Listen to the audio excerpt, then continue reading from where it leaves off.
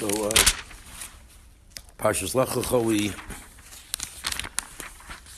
we dive fully into. We got introduced very quickly in the end of Noach to Abram Avinu, and we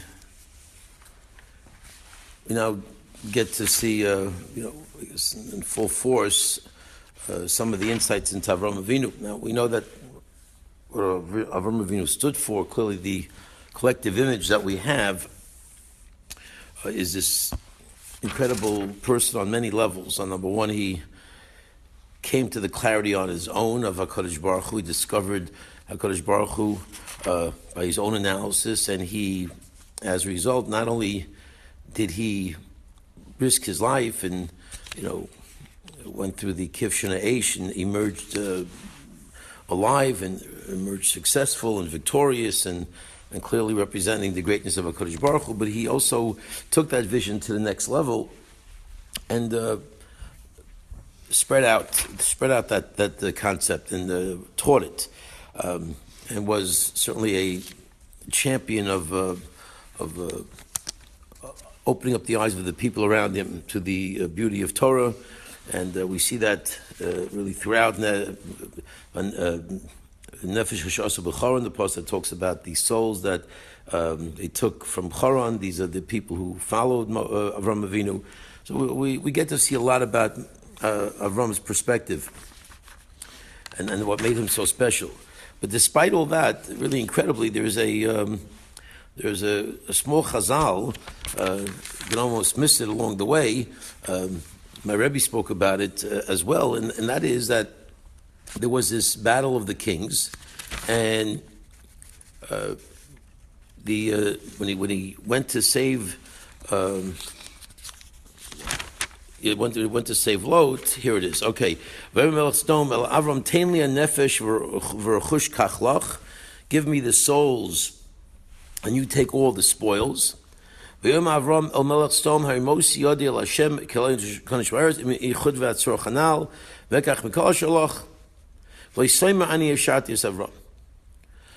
so they'll take their spoils. I don't want anything from you. Okay, beautiful answer. I don't want anybody to say that Avram benefited. The fortune talk about how come later on he did take certain things from the king. Next week's parsha, but what's amazing is that there's a medrash which the Ran explains that when he said the words, basically that you're taking the souls, you're giving me the spoils, and I'm saying I don't even want the spoils. I don't want to touch anything. So on that event, on that situation, what happens? Says the Medrash that Avram Avinu's offspring, his nation that he was going to ultimately, that he did produce ultimately with Yitzchak and of course Yaakov and Klal Yisrael, Avram Avinu being the father of Klal Yisrael, so to speak, his descendants are going to have to go into Golus. Why? Because you had an opportunity when the king of Sodom said, Teli Nefesh, you should have stopped him right there. Maybe you could let him finish a sentence, but you should have said right then and there, excuse me, let's flip this around. You'll take the rechush, and I'll take the nefesh. Right? There's a famous story about my Rebbe, the Reshivas, my Rebbe's Zatzal's father, Reb David Leibowitz, had a little bit of a different view when he was in his job in Tarvadas. He was hired by Tarvadas to be the Rosh Yeshiva, and things didn't work out there. So they say the story that the head of Tarvadas says, who was the Balabas, who was running run the money, he ran the money, and he was responsible for the financial. He says, listen, he says, Reb David, he says, you focus on the Ruchnius, and I'll take the Gashmius. I'll handle the materialism, I'll handle the money, I'll make sure you get your paycheck, and you focus on spirituality. And Reb David interestingly answered him back, why don't we reverse it? Why don't I take care of the money, and you take care of spirituality? And meaning, delivering the message that the one who who controls the money. He's the one who controls the policy and the direction and the real influence in the school. So sometimes you just have to take somebody's sentence and just sort of turn it around and make the point. The mice didn't work out, and Rabbi David started Chavetz Chaim, and Baruch Hashem, everything worked out. Tervadas was Tervadas, and Chavetz Chaim became Chavetz Chaim. So I guess ultimately it all worked out for Kiddush Hashem. But the point is that just because somebody offers you something, sometimes the response needs to be, let's reverse that. And because he didn't reverse it, because he could have argued with Melech Stone and said, excuse me, the souls that came out of this, the ones that were saved from this battle and from Avram Avinu, saving these people, I want to take those people. Not for the purpose of slavery, no, because I want to teach them. I want to educate them. I want to bring them tachas kanfei Shechina.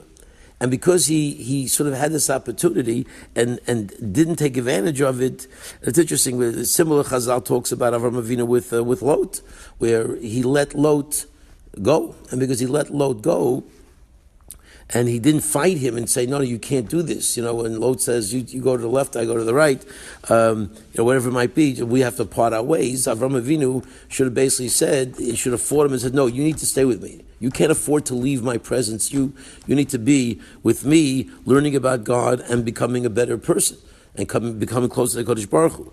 So amazingly, despite the fact that Avram Avinu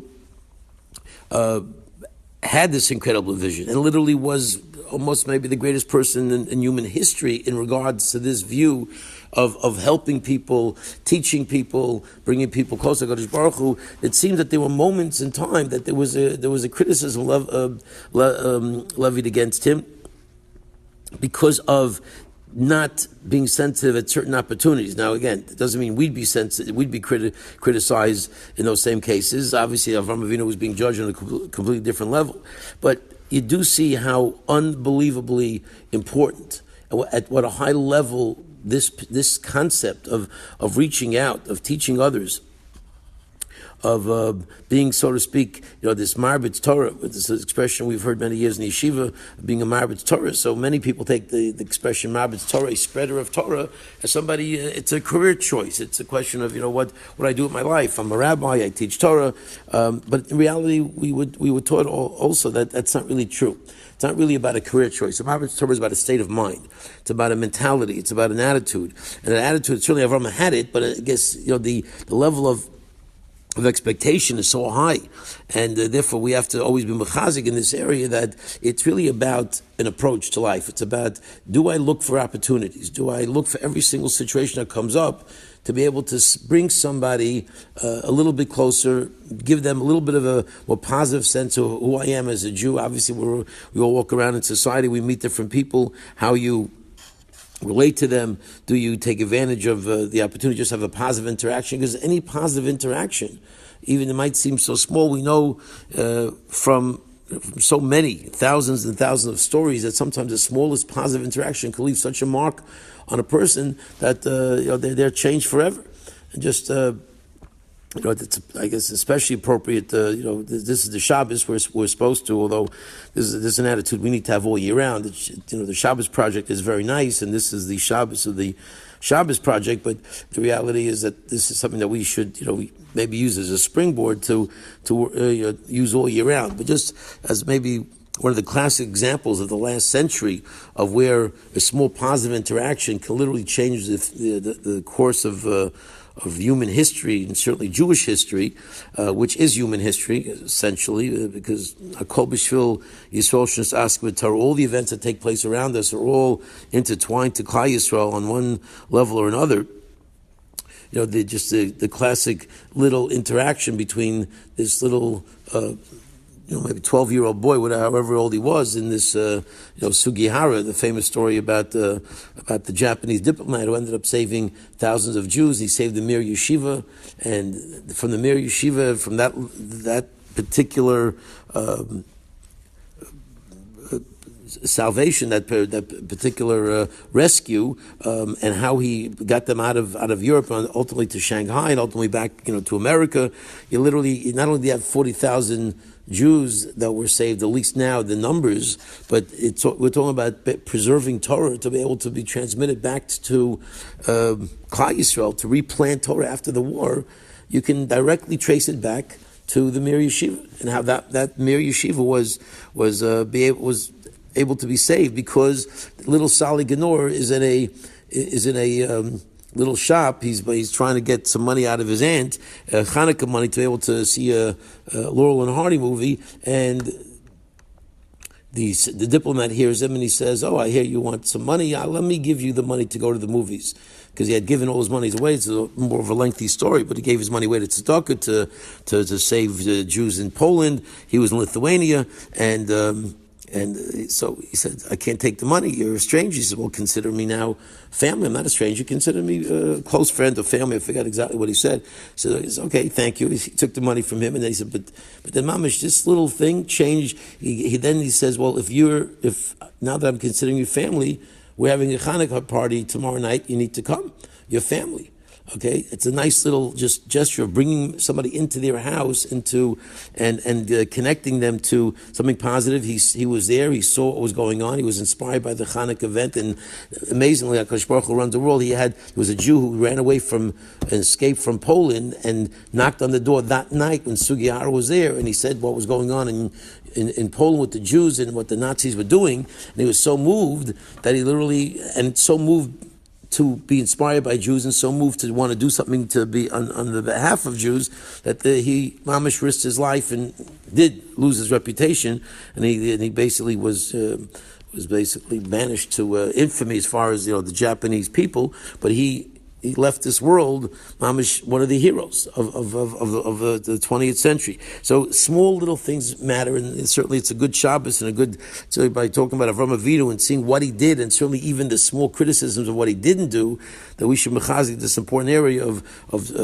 trying to reach out and show the world the beauty of HaKadosh Baruch Hu and the beauty of Yiddishkeit.